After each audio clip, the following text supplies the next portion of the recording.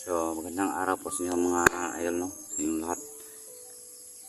So, sa ngayon, hindi po kami nakapag-explore kasi yung panahon sobrang sama talaga yung panahon ng ulan at saka init. Biglang ulan, biglang init naman. So, ngayon, hindi po kami napunta doon sa sa pag-explore namin na area. So, dito lang muna ngayon ako sa bahay. Ako mga kadol, meron po akong gagawin dito sa garden ko.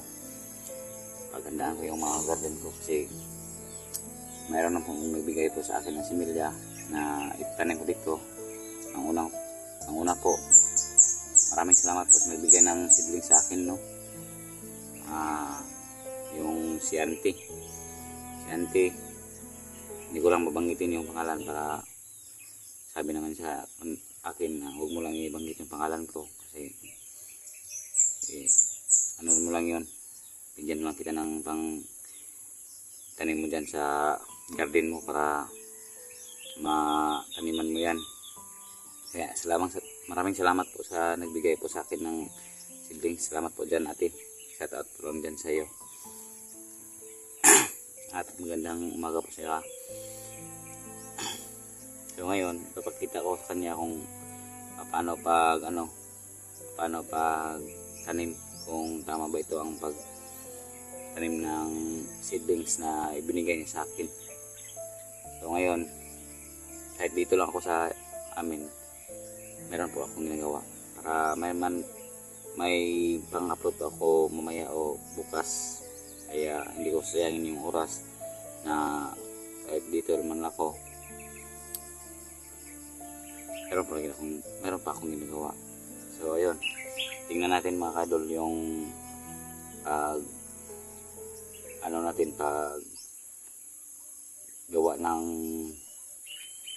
paggawa ng yung seedlings para mabuhay. So yun, tingnan natin. Yung asawa ko siya ang tawag niyan, siya ang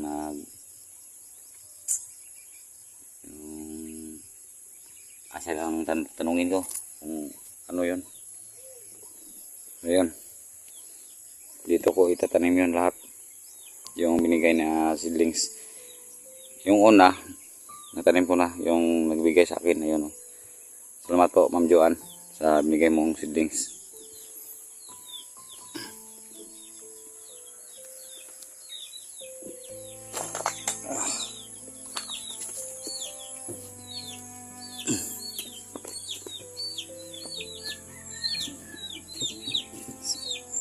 So ayun, yung panganay ko nagluluto daw siya ng patula para may ulam daw kasi naglungag siya ngayon ng mga kadalang luto siya. Nagsaing muna siya bago magluto ng gulay. Yan, may ulam na, kahit na patula lang yan, okay naman yan. Lagyan ng tuyo at mantika. So ito na ngayon mga kaidolo, yung ginawa ng misis ko. Anong tawag sa pag ganyan ba eh? Baging. Yan. Binabaging niya yung compost na kinuha namin doon sa kapitbahay namin. Kasi naglagyan mo ng compost yung Ginos, yung pananim mo para tumaba.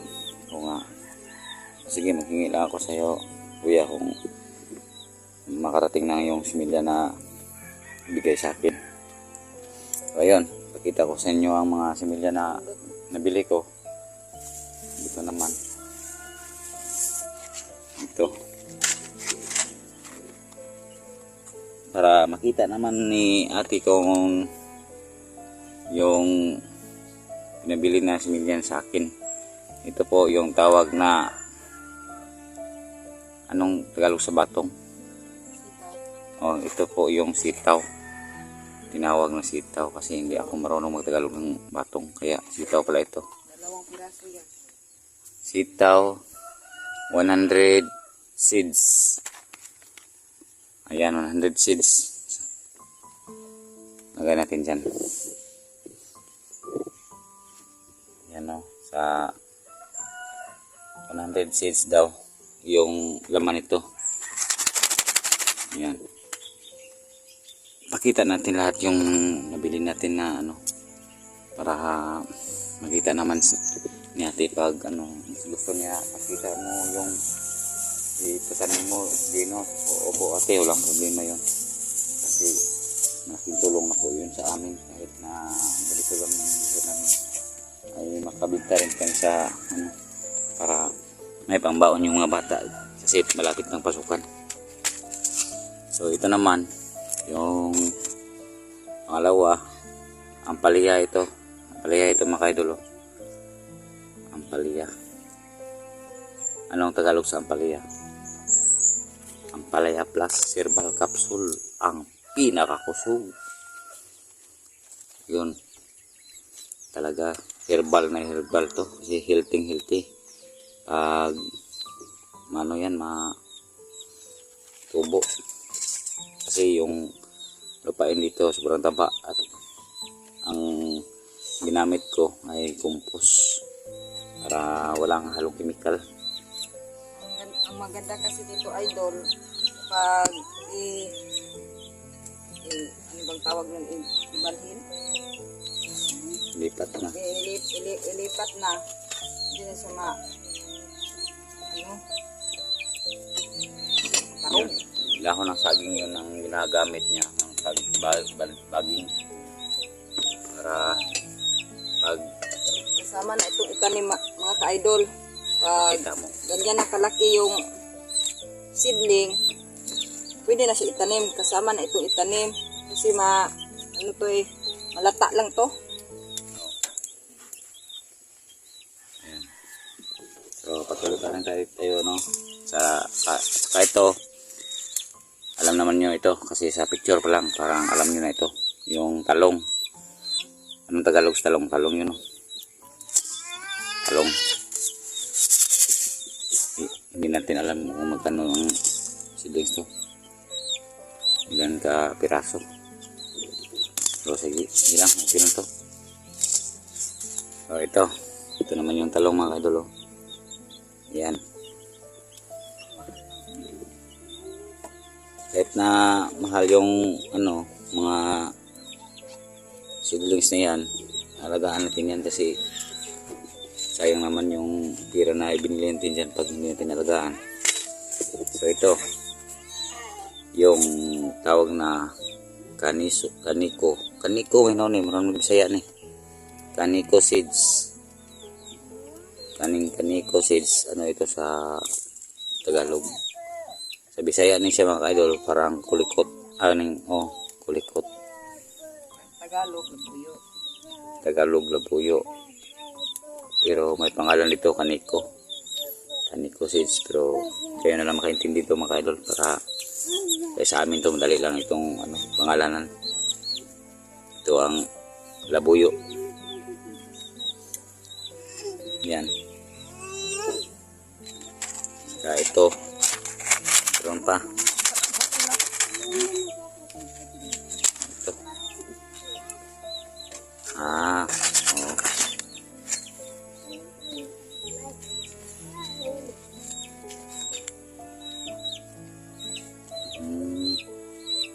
Sige. Sobrang dami oh. Isa, dalawa, 3, 4, 5.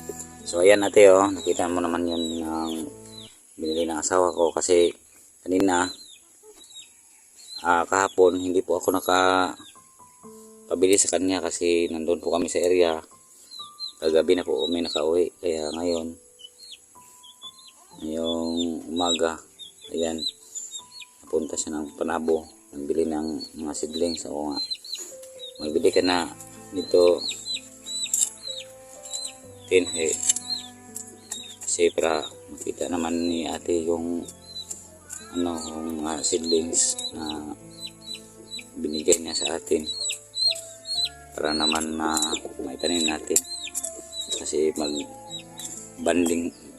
baging pa tayo ng mga katulad niyan ba yung saging. Saka dyan siya ilagay yung mga seedlings. So panoorin nyo mga ka-idol kung paano yun itatanim para malaman ninyo kung ano ang magtanim nito yung mga seedlings na to, para naman hindi nakaalam na paano paggawa nito. Ano ang proseso nito ang pagtatanim? Haluin mo tong ng maayos yung tinawag na compost, saka mayroon itong ng mga kabaw at saka baka zero. So okay naman ito mga idol, kasi tuyong-tuyo naman ito. Niligan ng konti ng Organic mga ka-idol. niligan ng konti ng tubig para hindi siya masyadong mainit. Yan lang ang paggawa ng seedlings. Diyan namin ilagay yung piso sa gaya nito. Bigyan mo ako ng sample para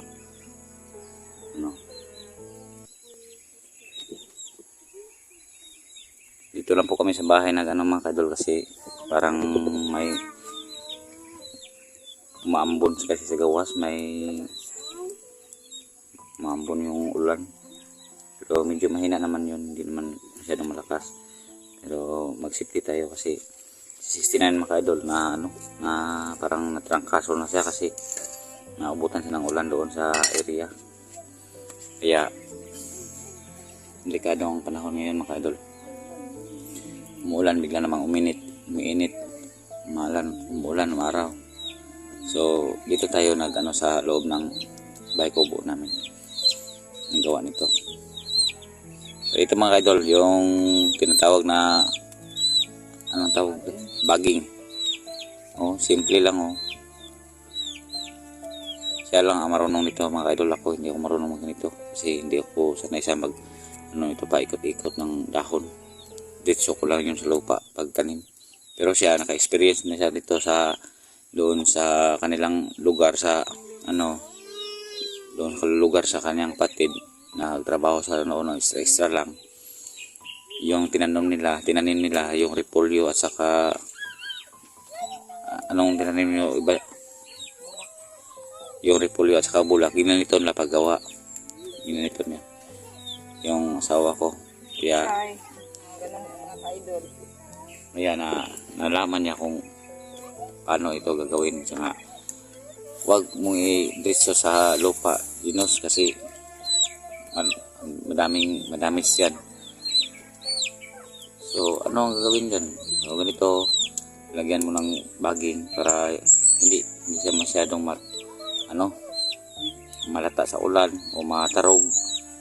Kay may maninging-ani kay buti ganito para pag ilagay mo dyan sa init, okay.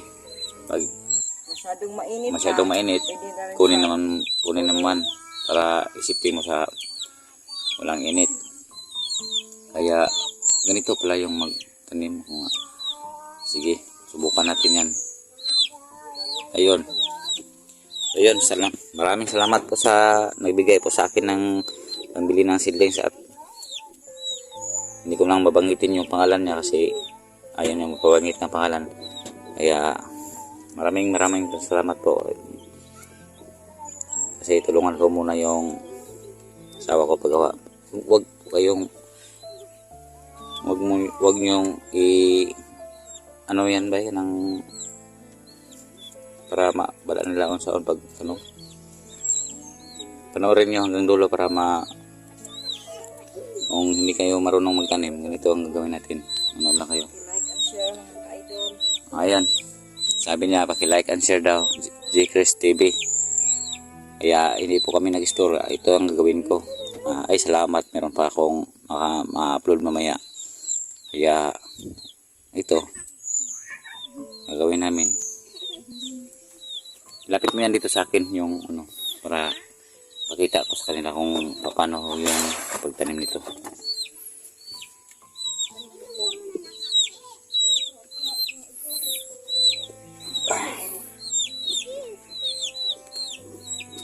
Plaster mo natin yung silto natin mga ka-idol kasi ayaw kuan dito mga ka-idol kasi tigas ng lupa dito sa loob ng kubo ko. Sobrang ano. Lagyan natin ng mayos para hindi siya kuan darog.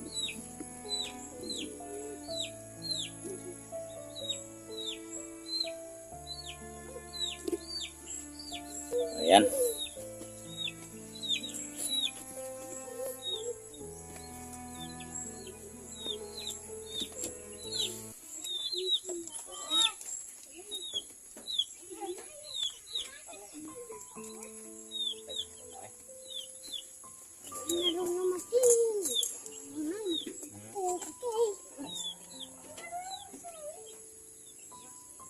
Urot ng siling na tanaw na ako.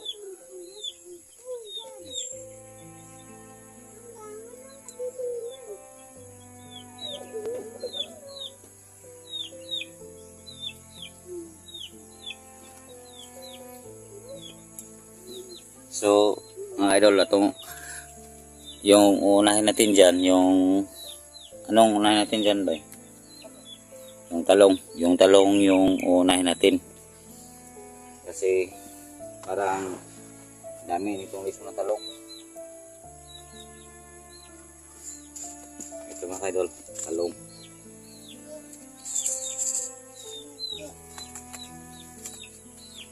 Buksan natin.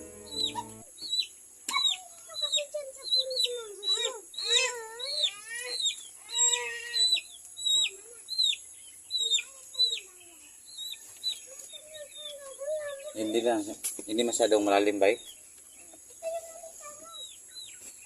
Saan ang selector dito? Eugene! Dala niyan ng pinang ko.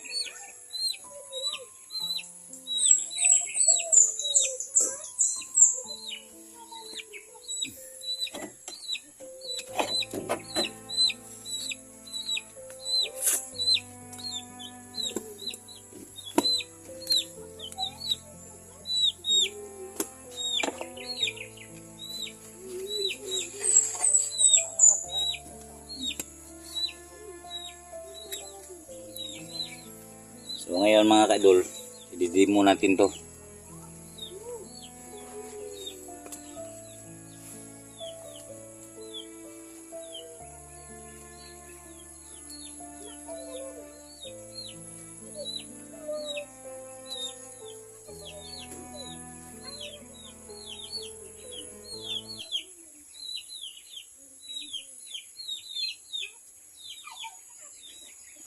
Magamit po tayo ng stick para ibutas mo sa yung loob ng dahon ng saging.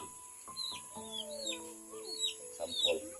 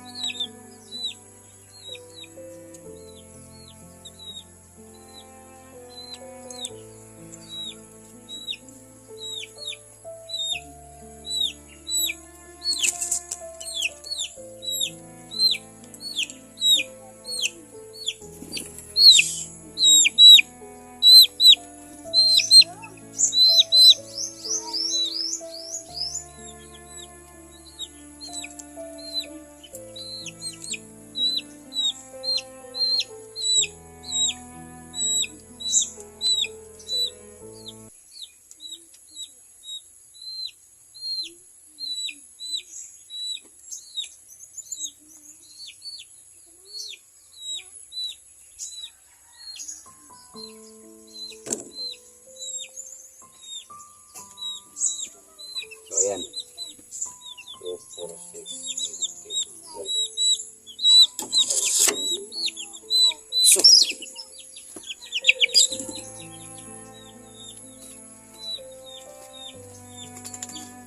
Kailangan 15 sa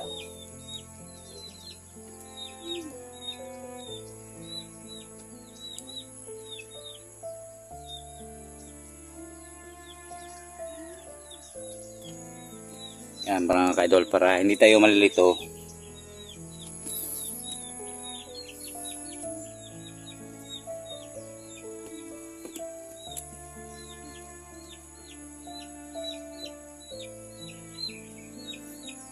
para hindi tayo malilito, magbilang tayo ng 15 kaya seedlings para hindi tayo malilito sa pagtanim dyan.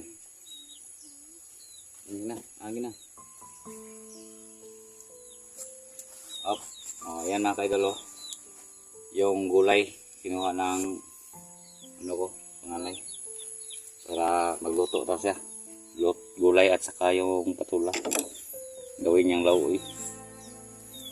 Ayun, magtanim na tayo.